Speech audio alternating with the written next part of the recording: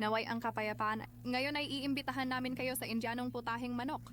Madaling, masarap at mabilis na putahe. Makikita mo ang lahat ng mga sangkap na kailangan sa screen. Igisa ang sibuyas sa mantika hanggang magbago ang kulay at lumambot ng bahagya. Magdagdag ng 2 kutsara ng sariwang tinadtad na kulantro. Kalahating kutsarita luyang dilaw.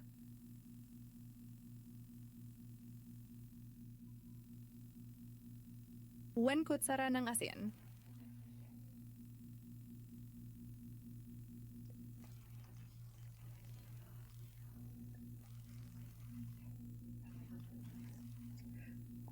Magdagdag ng kalahating kutsara ng pulang paminta para sa dagdag na anghang. Ang mga tamang mandaragat ay laging handa at maingat. Canela, cardamomo at clavo de comer. Anis at pangitim. Magpatuloy hanggang sa medyo maluto ang kanin. Pagkatapos, maingat na ilagay ang mga piraso ng manok sa kawali. Ang manok ay maingat na hiniwa sa 8 magkakasing laking piraso. At maingat na tinatanggal ang balat at taba na naroroon sa karne. Magdagdag ng 1.5 kutsara ng tahar amkhazi.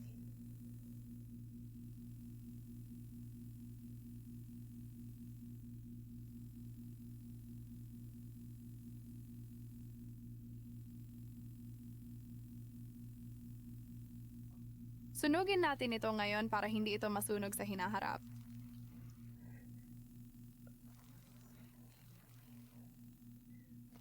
Nagdaragdag ang sarsa ng halos 3 kutsarang sausawan. Magdagdag ng 1 maliit na lata ng cream na may timbang na humigit kumulang 200 gramo para magdagdag ng mas kremang lasa sa iyong lutuin. At magdagdag tayo ng 3 malaking kutsara ng yogurt sa ating pinaghalong prutas. Hindi dapat alisin ang anumang sangkap ng pagluluto, kahit gaano kaliit, upang makamit ang kasiyasyang resulta na ninanais mo.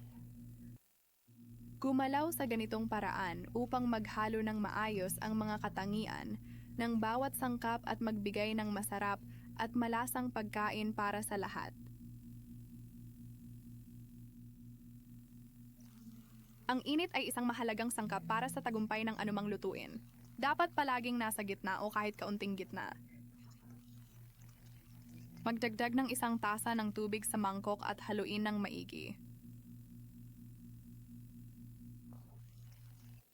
Dapat tayong gumamit ng lalagyan na maaaring ilagay sa oven upang masiguro ang kaligtasan at tamang pagluto ng ating pagkain.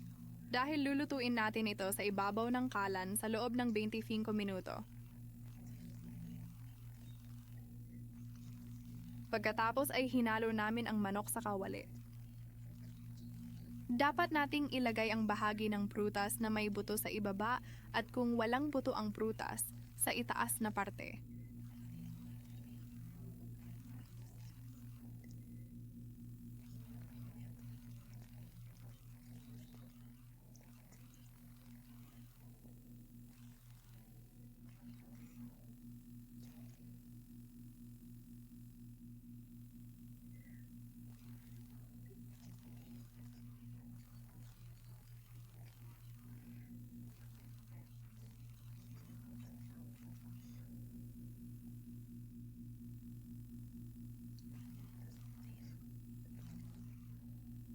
Magdagdag ng kulantro.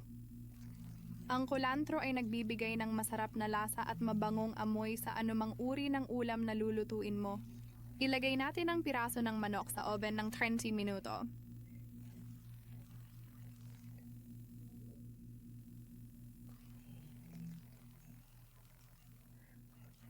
Idagdag natin ang mantikilya sa mainit na kawali. Gumagawa kami ng saffron.